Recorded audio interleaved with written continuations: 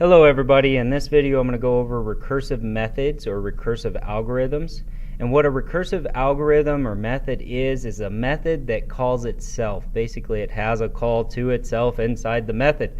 So the method actually breaks down into smaller and smaller components. Now this was really challenging for me because it was hard for me to visualize or picture in my head. So that's what I'm going to do for you today. Once you can picture it in your head, it gets a little bit simpler. Not to say it's easy. You may still need to watch a few YouTube videos to figure it out. But this part right here is the challenging part, where the method must finish its final call before moving to its previous. So it has to break down into its smallest part before going back up to the previous method call or finishing the previous method call. So if you don't understand that, that's what I'm hoping to help you understand today. A recursive method breaks down into a few different parts. You have an if statement, and inside this if statement it returns a value. This is called your base case. This is the termination sequence. So once you've reached your smallest component, then you return a value.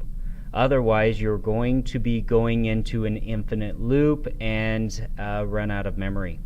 The next part is where you're moving towards the base case. This is where you have a variable minus a number, or a variable modded by a number or divided by a number until you reach a certain value which is checked by your base case. The final part is the recursive call. This is where the method actually calls itself.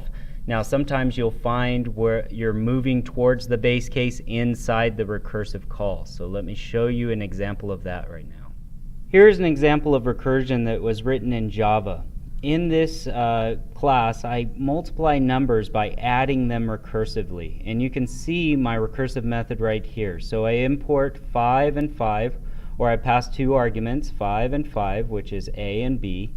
And then you can see my base case, where if B equals 1, then I'm just going to return a value and I do not get to my recursive call.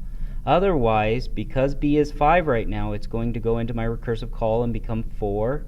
And then it'll go into my recursive call and become 3, 2, 1. Once it reaches 1, then it's going to reach my base case, where it's going to return a value.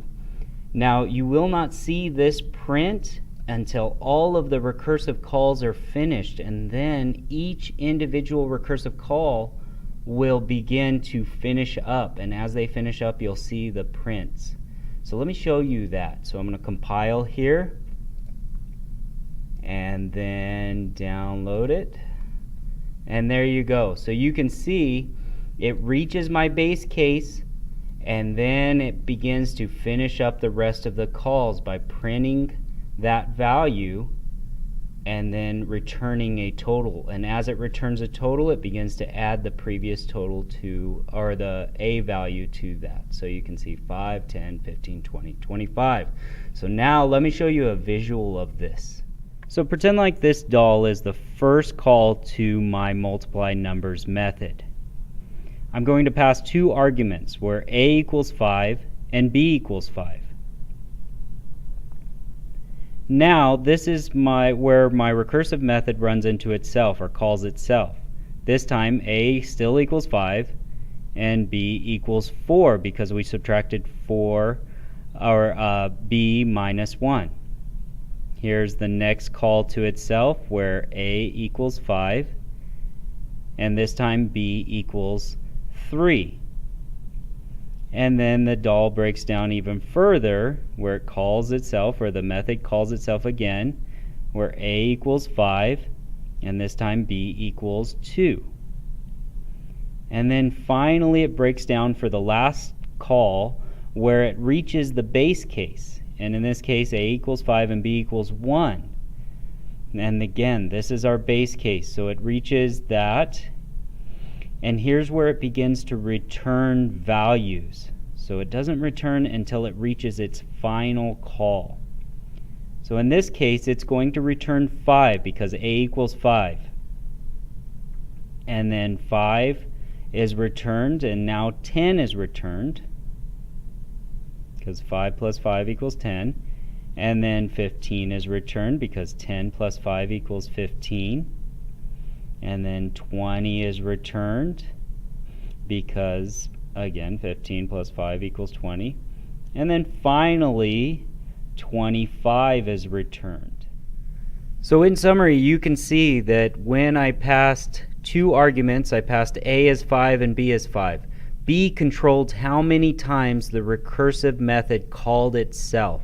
So it had to call itself over and over and over again until it reached its smallest part, or the base case. Once it reached the base case, it was able to return 5 and then finish up this print line and return a total, which you can see here.